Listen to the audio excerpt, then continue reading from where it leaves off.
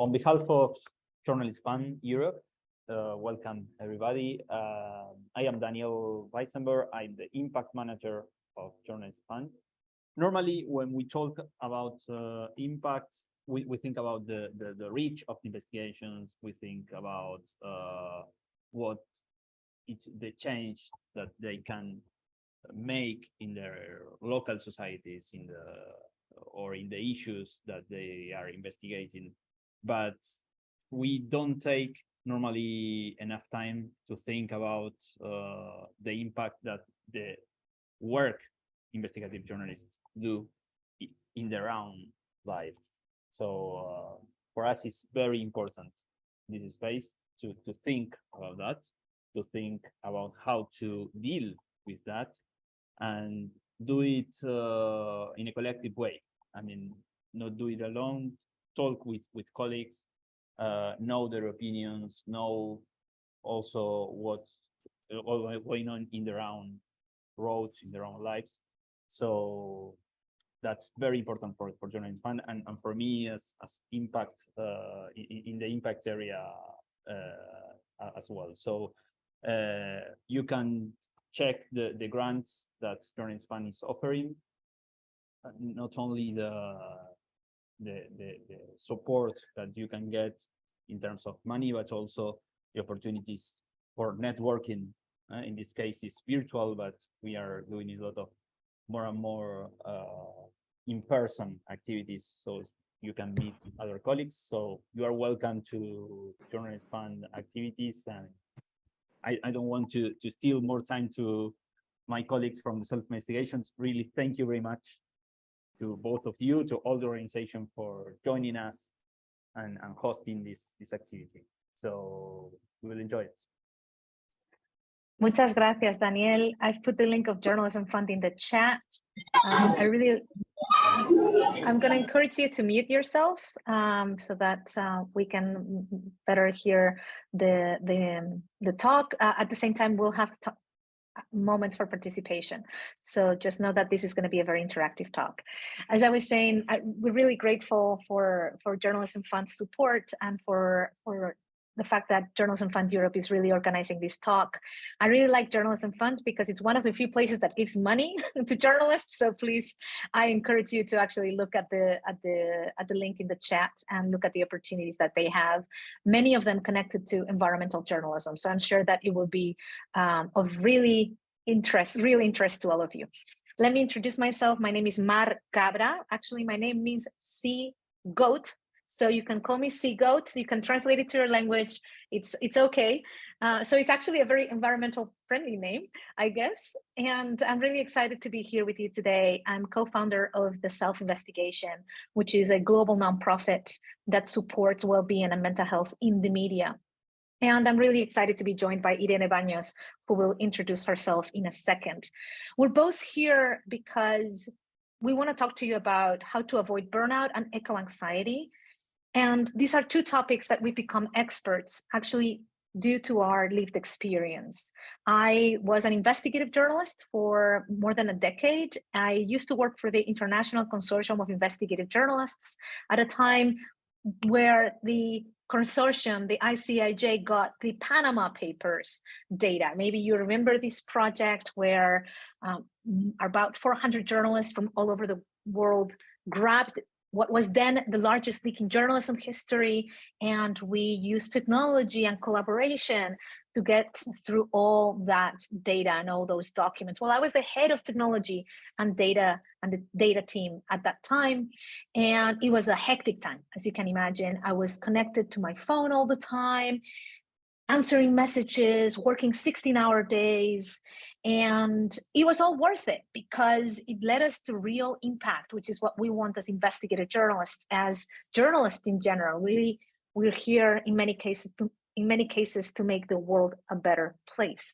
It actually led us not only to real world impact, we changed laws or helped change laws, had high-level resignations, we were exposing tax havens, and we got millions of euros recovered in each country because of evaded taxes. So you name it. It was one of the journalism investigations in history that has had a widest impact. We even won the Pulitzer Prize. And you see Happy Mar there in the center of the photo, here with short hair. So if you don't recognize me, I'm here in the middle. And I'm there like at, you know, you look at this photo, you're thinking, Mar, that must have been one of the happiest moments in your life, right? There at the Pulitzer ceremony. The reality is that, yes, it was a very happy moment professionally, but at the same time, it was a pretty low point at a personal level.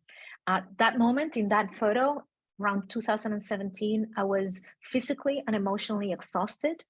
I started being very cranky and very negative about what we were doing. I started like not liking my job, actually hating my job sometimes. And I realized that what had happened to me is that I burnt out. And that led me to quitting my job.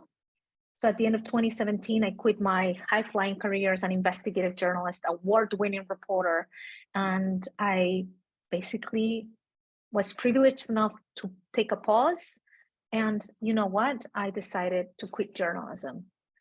The reality is that 5 years into that, I have not come back to journalism. Burnout really took my passion away for what was, you know, the profession I loved for so long. And at the beginning of the pandemic, I realized that many of the colleagues that I had were undergoing the same issues. And that is why I co-founded the self-investigation, because I don't want burnout to take your passion away. We really need journalists, and especially environmental journalists at these times, to really be at your best. And that's what we want to help you with today, give you some strategies to be at your best, to be the best investigative journalists or the best environmental journalists you can, while you take care of yourselves. And actually, this is a very important topic. Mental health in journalism has become an urgent issue that we need to put attention to. And that's why we're so grateful to Journalismfund Europe for holding this space. What my story, what I told you, is not just an isolated case. When we're looking at statistics, and these are just statistics from last year, from countries as different as Canada, Ecuador, and Spain, we're seeing high levels of anxiety, high levels of depression, high levels of burnout, and high levels of post-traumatic stress disorder. And this is why in journalism, we need to learn to manage our stress. We really need to be aware of how to take care of our mental health so that we don't have to put a pause to our career or quit it in order to save ourselves. This is actually what just happened a few months ago to a colleague, Ed Young, another Pulitzer Prize winner who was covering coronavirus for about 3 years. And he put this tweet, "I'm taking a 6-month sabbatical because these past 3 years have been the most professionally meaningful of my life, but they've also deeply broken me." And he finishes the first of this series of tweets saying, "After a long time spent staring into the sun, I need to blink." But is it blinking if we blink for 6 months? Can we create a healthier profession, a healthier way to do our jobs so that we can blink maybe for a weekend, or maybe for the night, or maybe for some holidays, but not for 6 months? Well, this is what this session is about. And I'm super excited to be joined by Irene Baños, who's also an expert on eco-anxiety.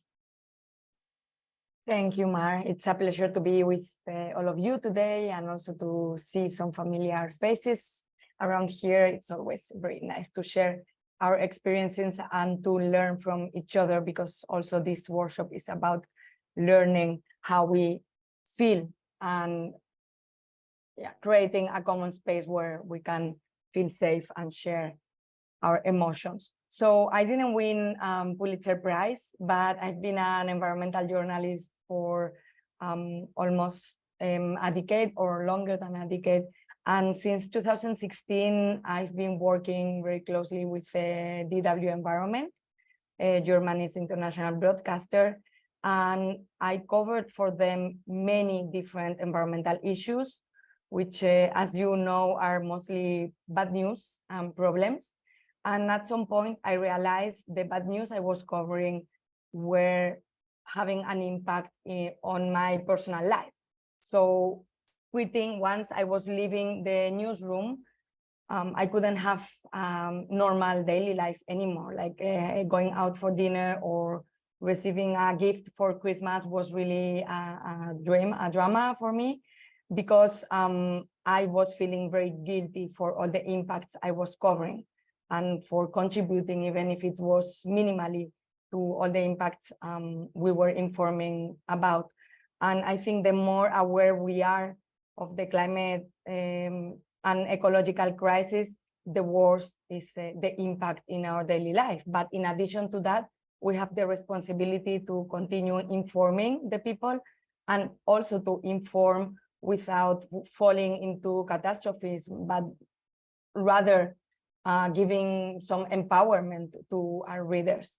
So 3 years later, after starting working with the W Environment, I had the chance to write this book, which in Spanish means, well, this is actually a word I made up to describe the person that suffers from eco-anxiety, which was me at the time, or even still today.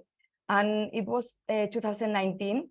The term was just starting to appear in the scene. So eco-anxiety was pretty new.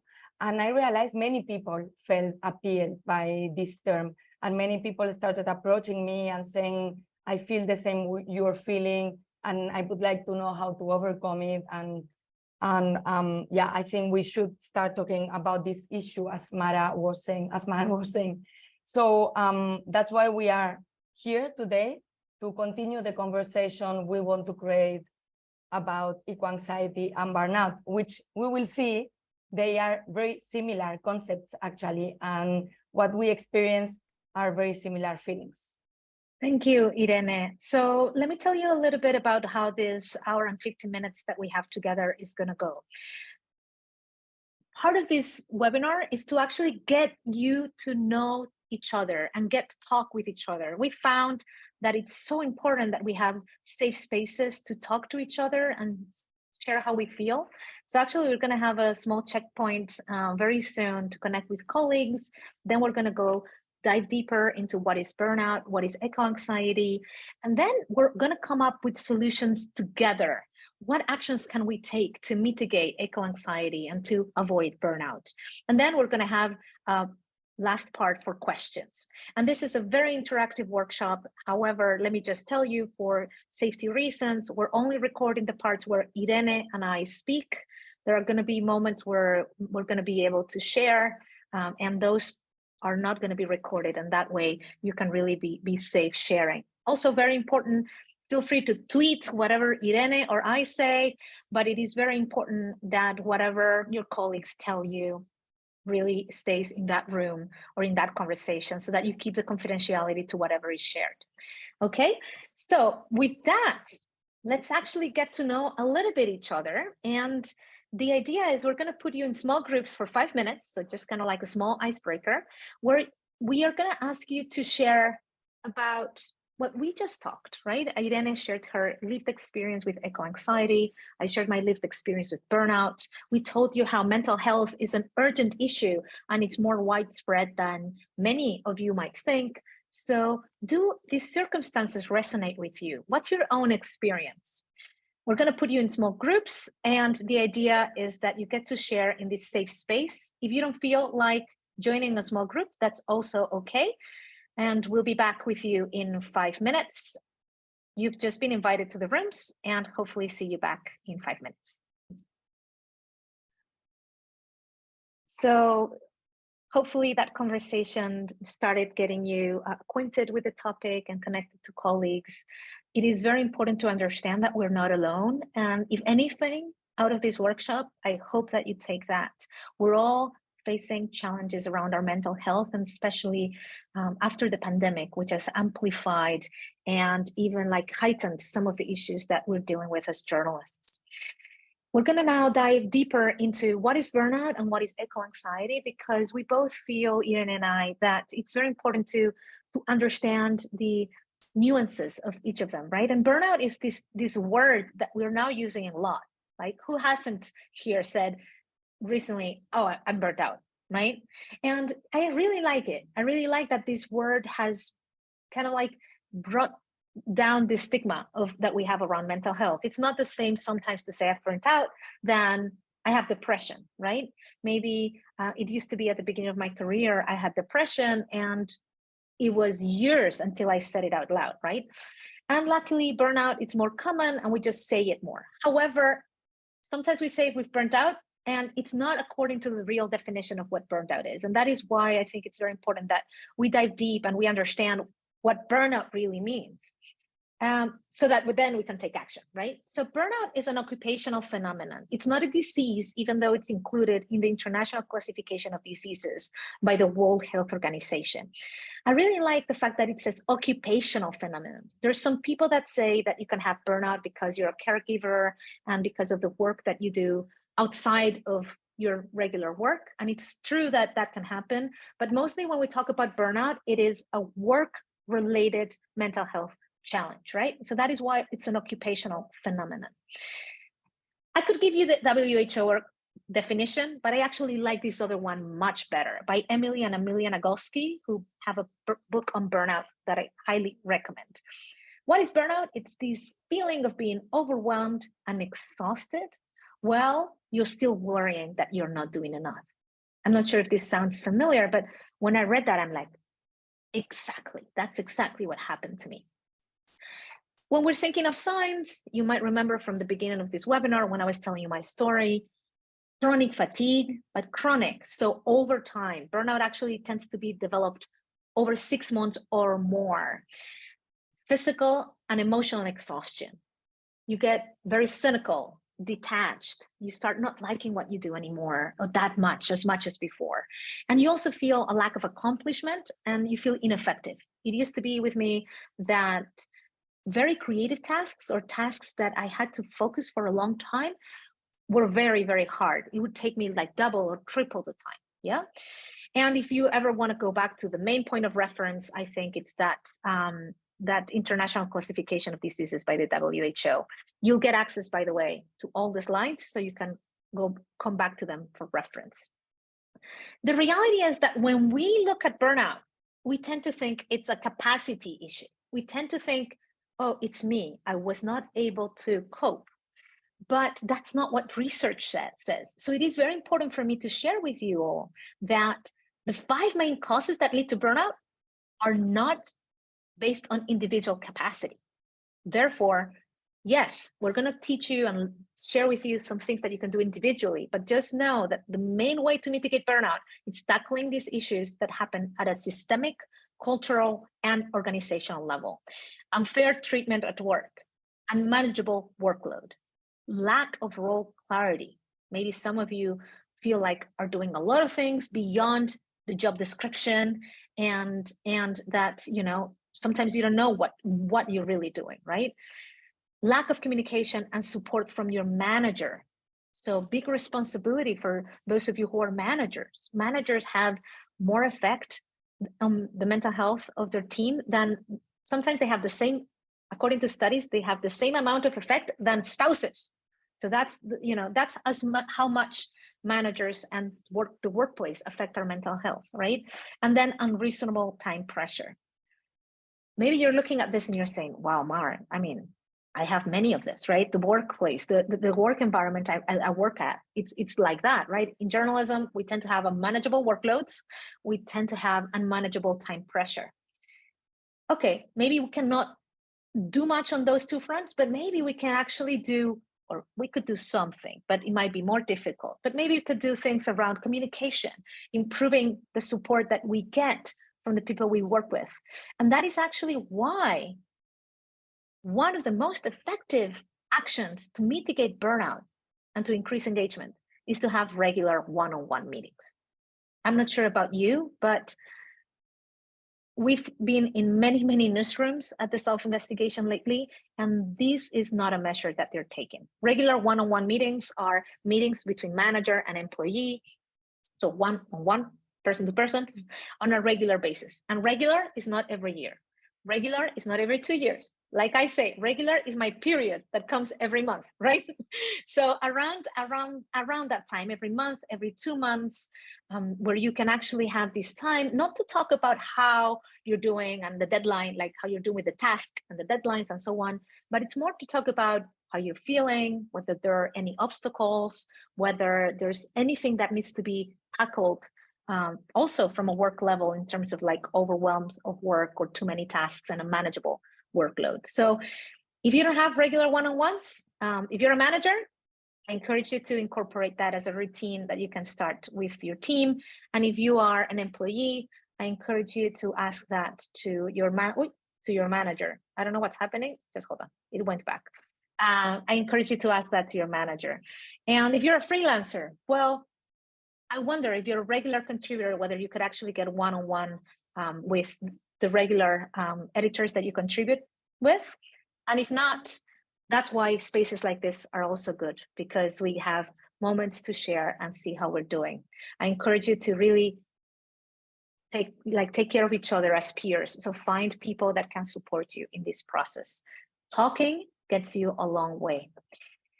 So let's look at a little bit more about the burnout signs and how to detect that, because to me, that's actually the key. And at the self-investigation, we believe in investigating each other, ourselves, right? Because we actually investigate others a lot in journalism, but we tend to forget to look at ourselves and see, how am I doing? And that is why we have this checklist that you're seeing on the screen. And what I'm going to encourage you to do is, I don't know if you know about the annotation tool, that basically it's a tool that you can action in Zoom. At the bottom left of your screen, you probably see a pencil. And I want you to do a self-investigation. Use the screen here as if it was a board. And yes, somebody's already testing. You just do a X or a tick or something like what that person did, and tick whatever relates to you. So do you recognize any of the symptoms? Just tick. So basically we're seeing here, right, a lot of ticks. And, you know, Anna was mentioning, it's like, oh, maybe that many of these apply to me, right? And that is very important to observe. Self-investigation is the first step. We tend to be involved in work, and the story tends to come first. But if we're not well, we cannot be of good service to others. Like they say in the airplanes, right? Put your oxygen mask first before you assist others. And that's what we want you to start thinking in this session, right? And looking at the signs is the first step, right? Instead, when you start being intensely tired, having problems sleeping, being more irritable than normal. Some people are very irritable all the time, so more than normal, more emotional than normal. Some people are very emotional as well, but is that more than or less than, right? So maybe you have your neutral zone, your tendency, are you over or under your tendency? You feel like rushing all the time, making it hard to concentrate. You're worrying a lot, right? Like when you go to bed and you're like thinking all the time. All these are signs that you're accumulating stress. Stress doesn't say, hello, I'm here. Some people think that stress is like, you're like active and like hyperactive. No. Stress just builds up little by little and you don't see it unless you notice. So I see that many of you have actually ticked several of them. I encourage you to have this list, which we'll share with you, near your desk. So you tick every week, you check how you're doing. Because I want you to know that if you have 3 or more symptoms of these lists, there's a high chance that you're experiencing chronic stress. The good news is you can actually do things to mitigate that stress, to really calm down your nervous system. But you need to know that you need to take action, right? So that's why looking at what's happening, it's really important. So thank you for going along. It's important to notice that 3 or more means high chance that you're experiencing chronic stress. And by the way, this is not a diagnosis. It's just a tool to help you notice. The reality is that burnout builds up over time. So if you also feel you've ticked 3 or more, and you also feel like some of the things that you're seeing on the screen apply to you, especially that these symptoms repeat for 6 months or more, there's also a risk that you might be having burnout. And that is when you really need to take, really, I would encourage you to look for professional support or ask for help. However, great news, right? Burnout only develops over 6 months or more. So if we keep an eye on all those signs over time, we have 6 months to take action, which is actually quite a long time. And we're going to get into what can we do? What are the actions we can do? And we're all going to think together what the actions can be.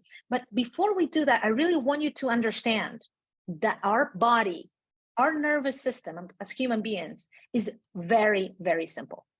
Our nervous system has two sides. We're either in alarm mode, so when it's also called fight or flight mode, deadline, I get things done, and very fast I get things done, and I make it to the deadline. And breaking news, whatever, right? Every time we get a threat, we solve it. We run away from the lion, we save our lives.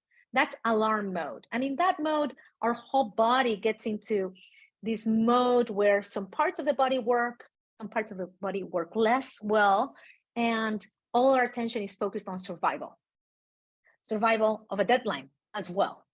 And then we also have another part, which is calm mode, right? Or we also call it rest and digest, which is when our body recovers, right? The good news is that, yes, the alarm system gets on automatically, but we can actually activate the calm system intentionally whenever we want. The bad news, or just to notice, important to note, is that it's either or. So that actually means that if our work as journalists is a lot into the alarm mode, so always on, reacting, doing, and not stopping, not taking enough breaks, not really taking our body into rest and digest, we might end up accumulating too much stress and potentially going into burnout. So it is very important that you understand that we need to close the stress cycle, that we need to regularly, ideally throughout our day, go into calm mode, rest and digest. And that can happen in many different ways. It can happen by taking regular breaks, taking breaks from the screen. It can happen like taking a walk. It can happen like washing the dishes. I sometimes actually wash my dishes in between meetings to go into rest and digest mode.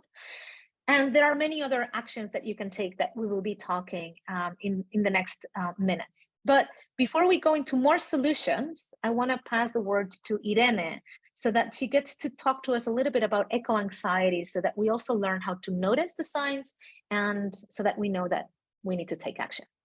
Thank you, Mar. So there we go. We've seen that most of you are already experiencing some level of stress, working probably too many hours. And then in addition to all of that precarious situation, we environmental or climate journalists add the topics we cover.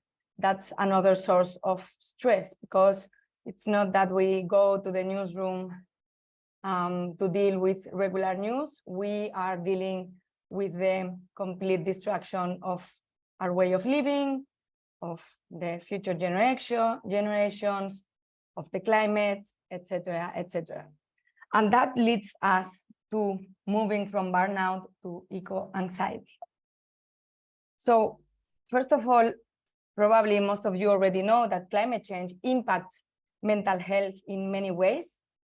This is interesting because it's one of the topics that still gets not much attention from the media, but I guess we will start seeing it more and more often, unfortunately, as long as the extreme weather events, the high temperatures, and so on also increase.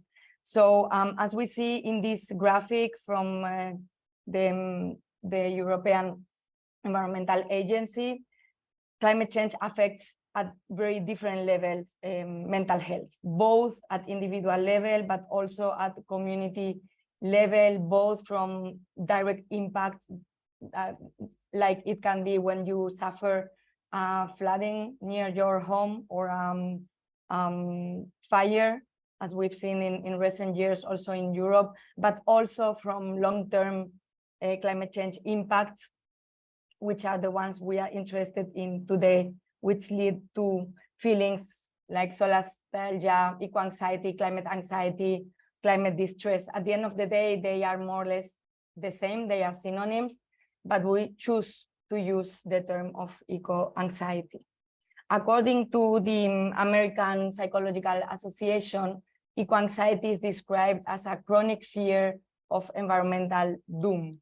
This description or definition you've probably read in many places, but for me, I have my own description, which I've came up during these years, and it's summarized in 3 main points. It's actually a set of emotions that are related to our awareness on the impacts or the severity of the climate and environmental crisis. And we feel it either as fear, stress, anxiety, sadness, anger. It depends on yourself once we are aware of the severity of the situation. But it can also be represented as feeling helplessness or very much frustrated because we don't have the tools to stop it. And I think this is also very important for our audience. Like, we are informing them about all the bad things, but they feel so frustrated because at the end of the day, it's like, okay, what should I do now with this news? And then there is a third point, which is blaming ourselves a lot, feeling guilty for contributing, even if it's a little bit to worsening the situation. So we are reporting about those impacts, and then we as human beings, only by the matter of existing, are also worsening that situation. I only want to mention 3 studies around ecoanxiety to show you that this is gaining attention also from the academic field. So first, we have some studies already conducted by the WHO, World Health Organization. Again, as it happens with burnout, ecoanxiety is not a disease, or at least, for now, it's not in this category, but it has already been described by the WHO as a health risk because it can translate into physical symptoms ranging from lack of energy or lack of attention or all the other symptoms Mar was portraying that derive from burnout, but also panic attacks, lack of sleep, etc. There is another very interesting study, if you want to research a little bit more later, conducted by the Lancet. And it's a study or a survey done with young people between 16 and 25 years old. And it's very interesting because 80% of the people surveyed show concern in general about ecoanxiety. That means that when asked about ecoanxiety or climate anxiety, they are worried about this issue. But more important or more interesting is that 50%, more than half of the people surveyed say that ecoanxiety, the worry about climate change and environmental crisis, affects their daily life. That means they are not able to operate in a normal way as they used to do before being aware of the situation. And the third study is published in the Journal of Environmental Psychology, and it shows that this is an issue that affects at global level and intergenerational, because sometimes we tend to focus a lot into young people, but we forget that actually it's ravaging well-being among all kinds of ages and also in all countries around the world. Here, I would like to get you active again. This time, I would like you to make a cross below the sentence you feel represents you the best or the way you feel. So we have 4 different sentences here that represent at least the way I feel with ecoanxiety, and I would like to see in which level are we here on the same page. So please choose again your pencil if you can see it. Can you see it? So Irene, if I feel like several apply to me, should I put crosses in several of them or just one? No, use. Okay, in all that apply. Exactly, like we did before, use make as many crosses as you want. Okay, I see there is a little bit of mix here with the crosses, but I guess the ones that are on the side also apply to the sentences. So again, as we saw with Mar, most of the sentences apply to you with a priority on the fact that we are all concerned because of the lack of interest. I'm not sure if we should say audience or editors or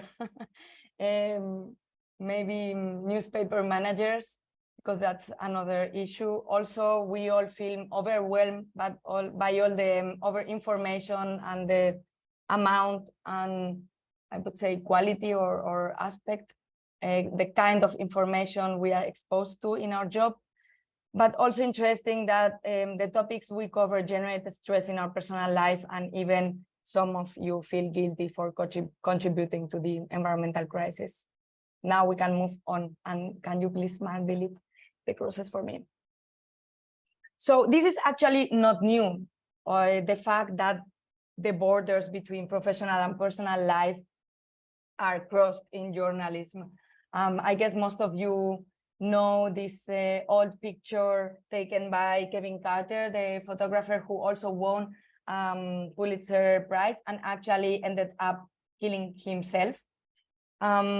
This is a very stark story. I mean, there are also some theories that even this picture was made up and it was not that the bird was trying to or waiting to eat the kid, but the conclusion is that there was a lot of controversy going on after he published and won the Pulitzer with this picture, and especially many people were criticizing him for not taking action and saving the girl, right? So suddenly he was just doing his job, but that meant a direct impact on his mental health because he was feeling guilty of not doing it, or at least experiencing the attacks from the audience. So it's just a way of portraying that this is not a new thing, and that journalists have always dealt with crossing borders between personal and professional life. If you want to read the whole story, it's from an article in the New York Times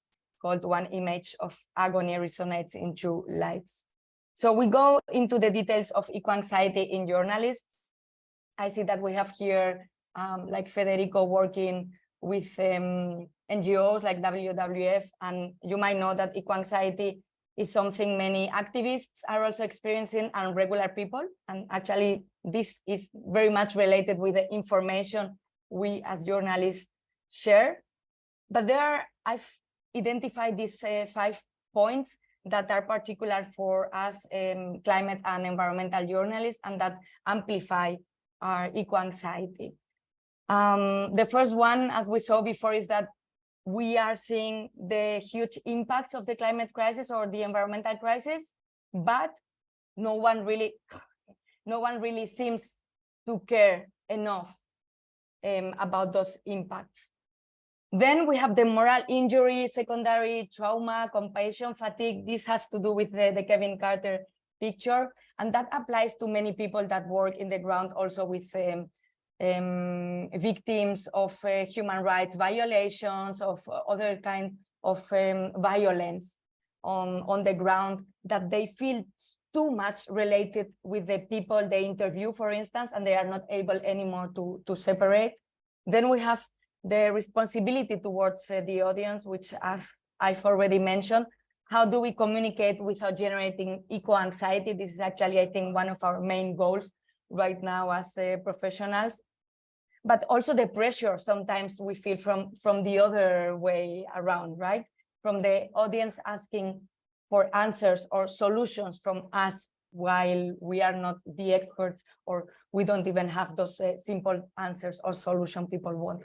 And finally, and this is particularly important, or appeals to people working in risky work environments. For instance, people working in the Amazon regions, or also we have the colleague here from Pakistan, or people that are facing accusations from mining companies or things like that, that are really putting themselves in the risk and putting their body and their life for their work, in front of their work. So these are the 5 points that for me add to the job of journalists when we feel eco-anxiety. At the end of the day, I think we see that burnout and eco-anxiety are very similar. They go hand by hand, and that's why I show this slide from Mar, because at the end of the day, eco-anxiety is also feeling overwhelmed and exhausted, and still be worrying that we are not doing enough, maybe as journalists, as activists, or as individuals. And as Mar was also saying, we can have some tools at individual level we will see that we don't avoid eco-anxiety, but we transform it. But at the end of the day, this is a systemic problem, because as long as the climate and environmental crisis don't get better, our eco-anxiety will also not get better. So as Mar was saying, the first and most important action, as we will see later, is also to take systemic action. So taking systemic action, bringing this topic to the awareness of the rest of the newsroom is a big job, and we're not going to be able to achieve it in just one webinar. Hopefully, however, with the definitions and the signs that we gave you on burnout, on eco-anxiety, that's also a good point to start the conversation with your editors, with the people you work with, and the newsrooms you work with.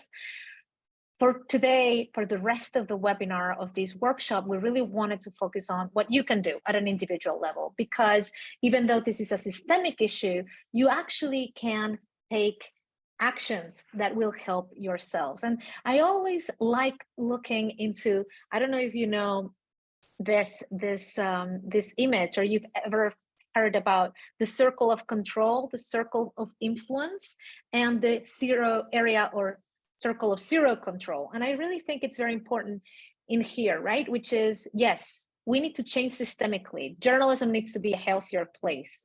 Newsrooms, editors, and even audiences need to learn about the challenges that we have as environmental journalists. But sometimes some of those things are under zero control. We have zero control over them, right? So it is important that when we see it, things that worry us, that concern us, we see whether those issues fall into the zero control area, into the influence area, or into the full control area. Some things completely out of zero control. Let me ask you in the chat, what would be under zero control in your lives? That, you know, regardless of what you do, there's nothing that you could do about it, right? So you might worry about it, but there's nothing you could do, regardless what you do. What would be some examples of that, if you want to put it in the chat? So let me give you an example, like a hurricane. It's something under zero control. I have no control of a hurricane happening, right? And that might concern me, but you know, there's nothing I can do about it. Therefore, I just have to accept and acknowledge that it's happening and that there's nothing I can do about it other than what pertains to me. Any other examples that you would like to put in the chat of things that there's under zero control?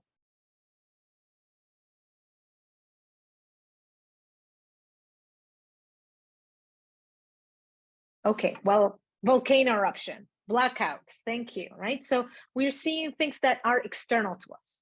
So right now, for the rest of the session, we're not going to concentrate on things that are under zero control, because we really want to see how can we start taking action, right? So we're not going to concentrate on, you know, environmental things that happen that are beyond our control, or the gravity problem, or the pandemic, or sometimes, thank you for bringing it up in the chat, newsroom shuts down, you know, unless you're the top editor, you have zero control about it, right? So in those cases, it's actually really key that you think, okay, I have zero control, there's nothing I can do, or what is it that I can do about it? But normally about the issue itself, there's nothing I can do. Let's see where I have influence or what I have control. So something that is under your influence could be, if you're a manager, your team, or your family, or something where it's not fully dependent on you, it's a system of people, but you can influence. So for example, I'm going to encourage you to mute your microphones if that's possible. Yes, and I'm muting yourself, Richard, so we can hear each other. And basically, I told you, right? Many of you work in newsrooms, many of you work in teams, right? So that is, you have some influence, right? I'm sure that if you go back to your colleagues and say, hey, you know, I've been in this workshop of, you know, that it's based on, you know, they told us about eco-anxiety and burnout. Do you see, like, these are the signs, what could we do? And you start the conversation, you're already having some influence, right? But maybe they don't listen to you. Maybe, you know, there's not, it doesn't fully depend on you. What is under your full control? You or me. I am in my full control. Not always, of course, but you know, because sometimes, you know, our health suffers and we don't know why, but most of the time we are under our control, right? So for now, in the next step of this workshop, we really want you to think of actions that you can take to mitigate eco-anxiety, to mitigate burnout for yourself that are under your full control or some of your influence, okay? So we're gonna put you in small groups to get to discuss that. How can you mitigate burnout and eco-anxiety in your daily life? So think of issues, ideas, thoughts that are under your control or in your area of influence. And we're gonna give you 10 minutes for that. And the idea is that you use some minutes, all of you in silence, to actually go into the Jamboard that you just got in the chat and put post-its, one idea per post-it, yeah?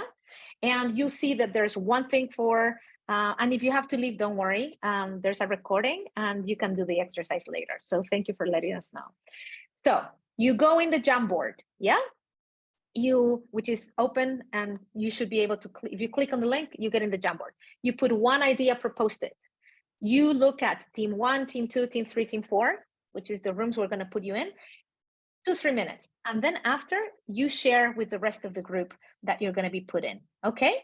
So, and of course, if you don't feel like you wanna join or you have a slow internet or whatever, that's also okay. And some of you have to leave, some of you thought it was an hour, that's also okay. We're going into an area of solutions that we're going to be working collectively, and you'll get the slides at the end.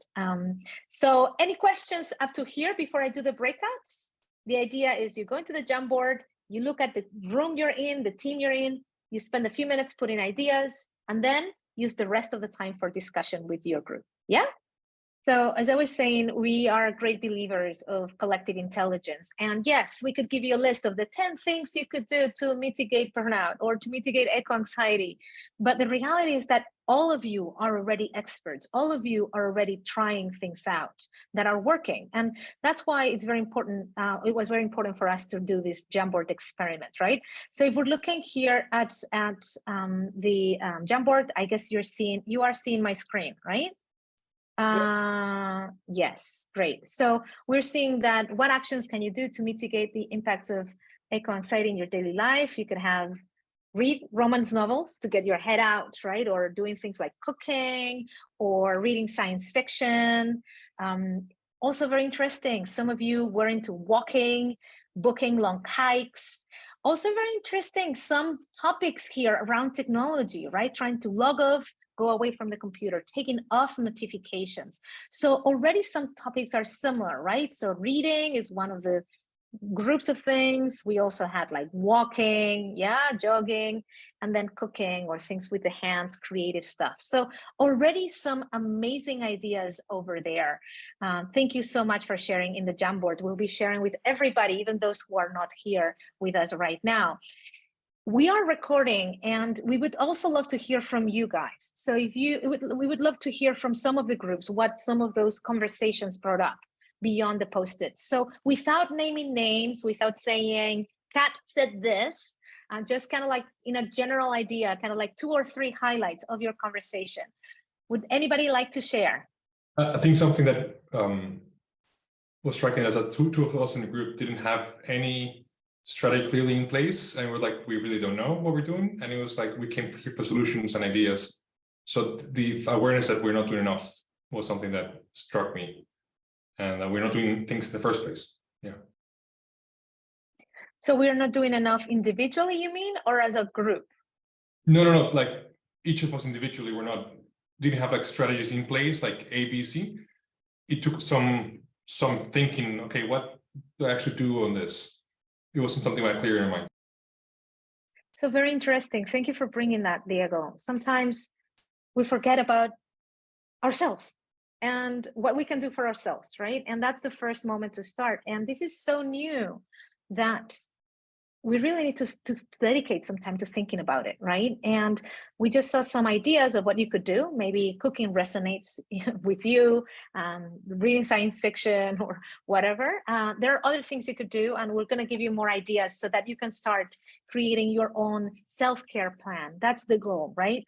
That you find your own formula. So as a suggestion for after this webinar, some homework or some suggestions is that you actually dedicate some time during this week or this weekend or whenever you have some time, you block time in your agenda to really find what are the strategies I can implement to take care of my well-being and to take actions to mitigate burnout and eco-anxiety. Because let me remind you once again, burnout develops over time. You have 6 months, at least 6 months to take action.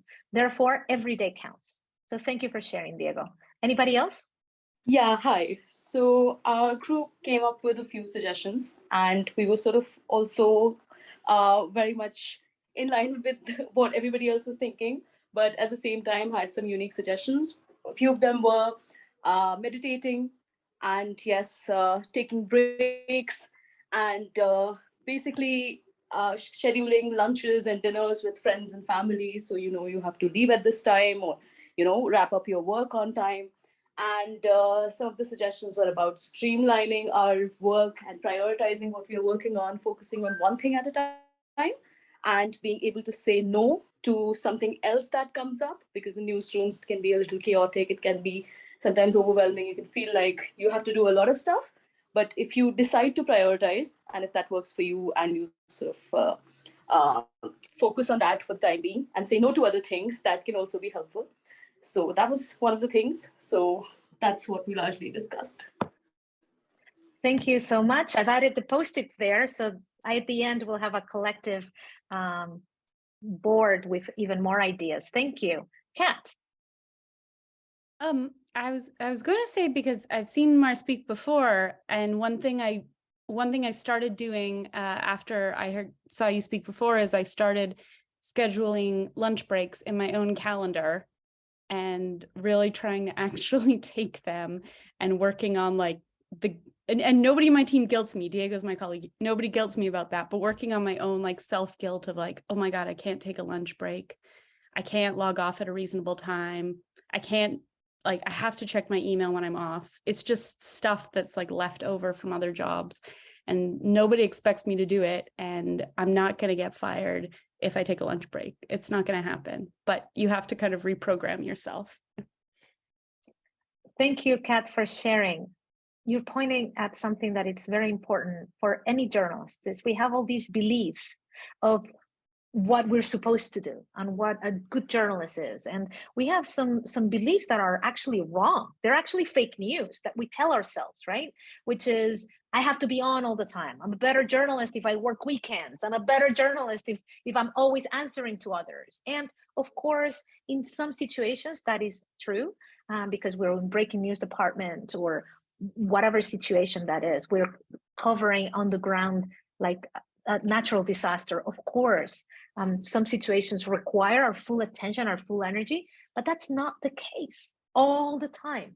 So actually, I encourage you to actually challenge your beliefs and challenge those thoughts of like, oh, I'm going to exaggerate. The world is going to end if I take lunch, And actually, you try it and you test it once, and you're like, oh, nothing happened.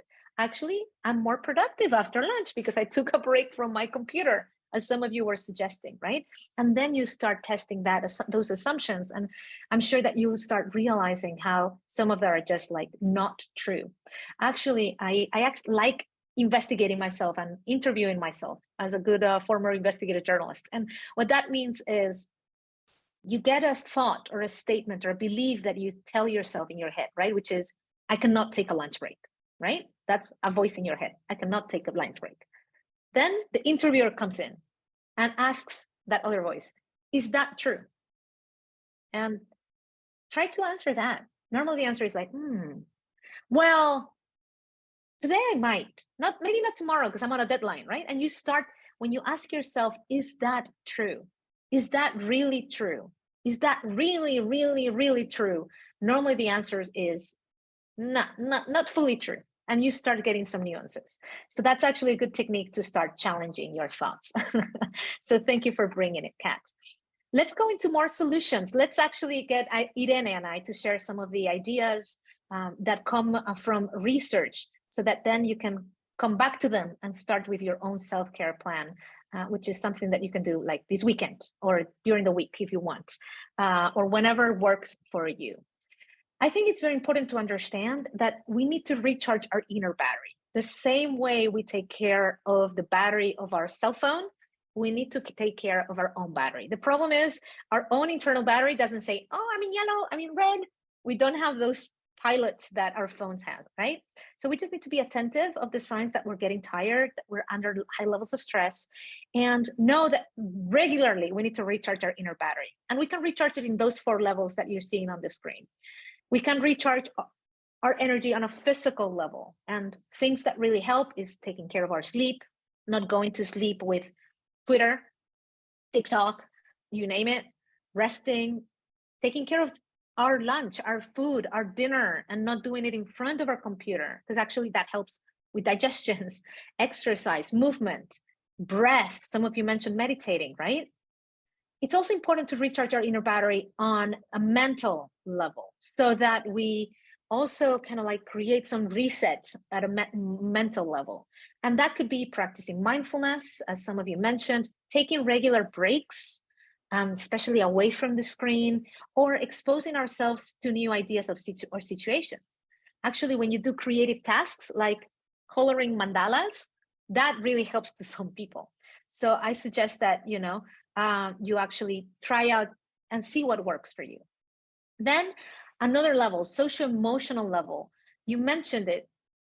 Sometimes seeing others, seeing friends, seeing family, having stupid conversations, chatting about the weather, right? That also really helps. Or humor and, laughing with friends, that really, really helps as well. And then we can also recharge our inner battery on a spiritual level. And in here, I'm not only talking about religion, anything that helps us think beyond ourselves, right? And especially like spending time in nature, or spending time with our dogs and with animals, or whatever we do to feel that we are in coherence with our values, like, being a volunteer, that also really helps recharge our inner battery.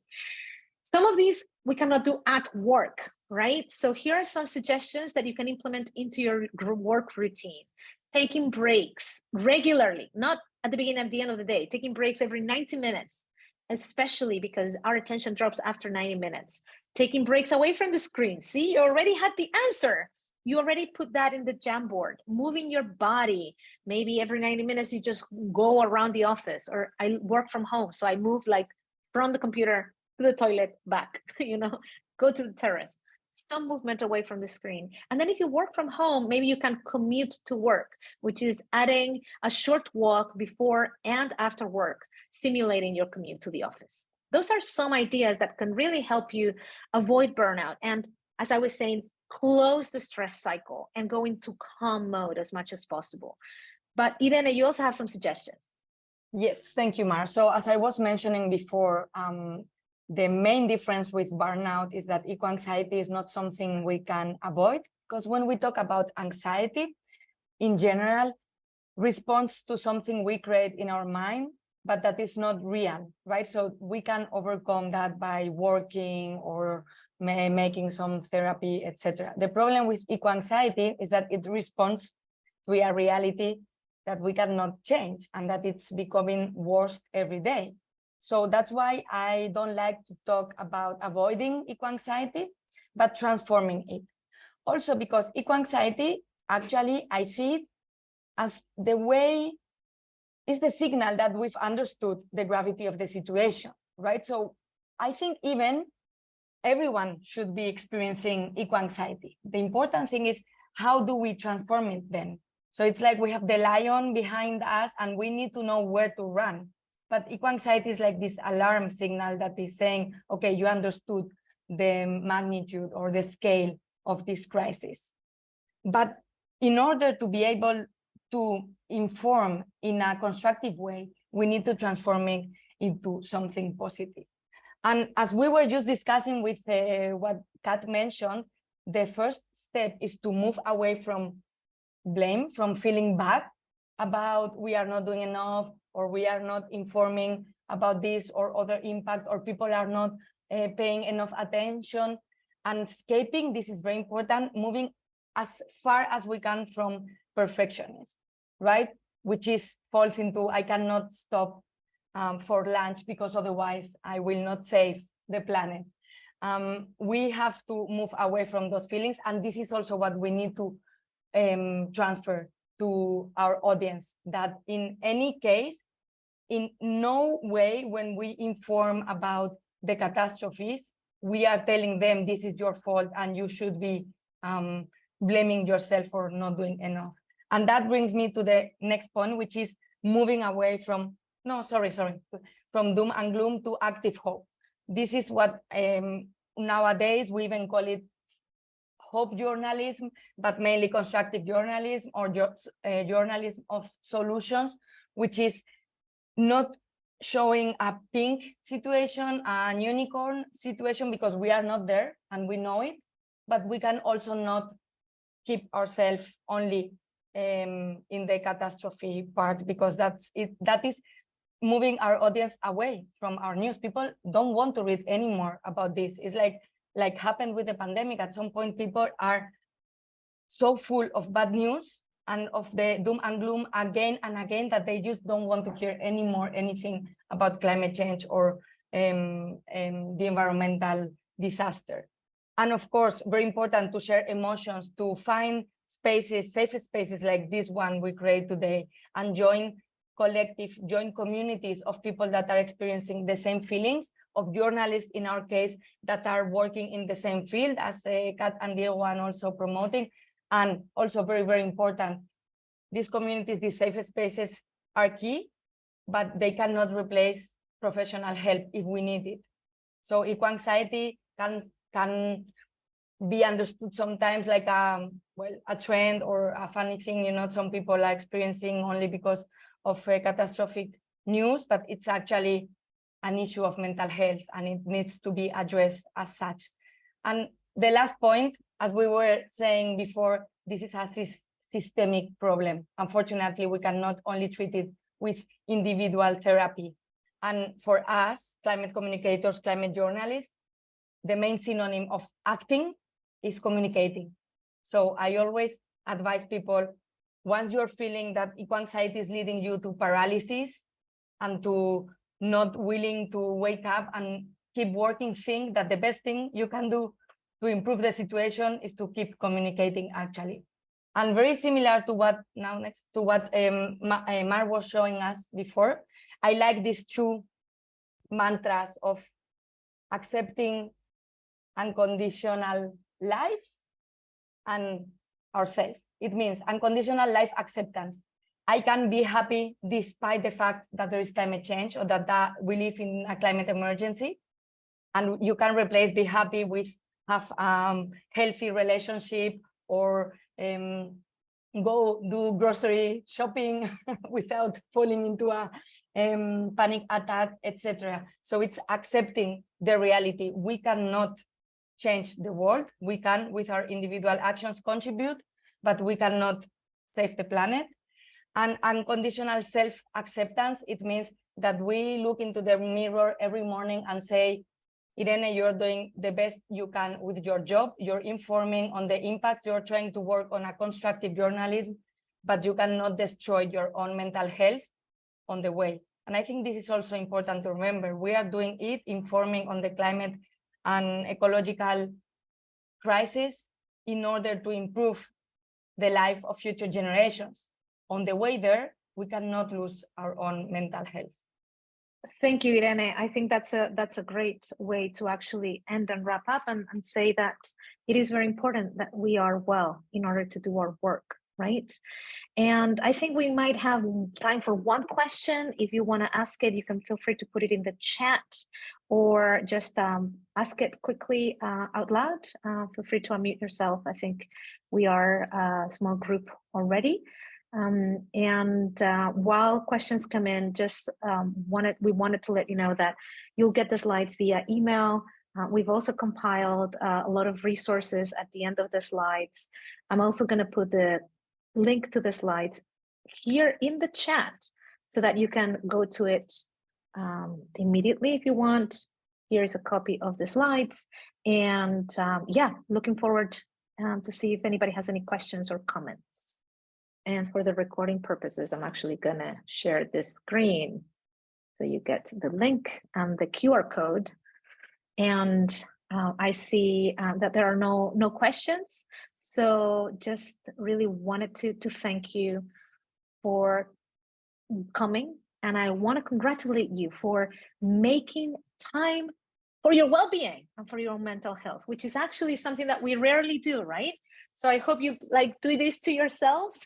You give a pat in the back, and hopefully this is also the beginning of a journey that you start to prioritize yourselves so that you can be the best environmental journalist possible.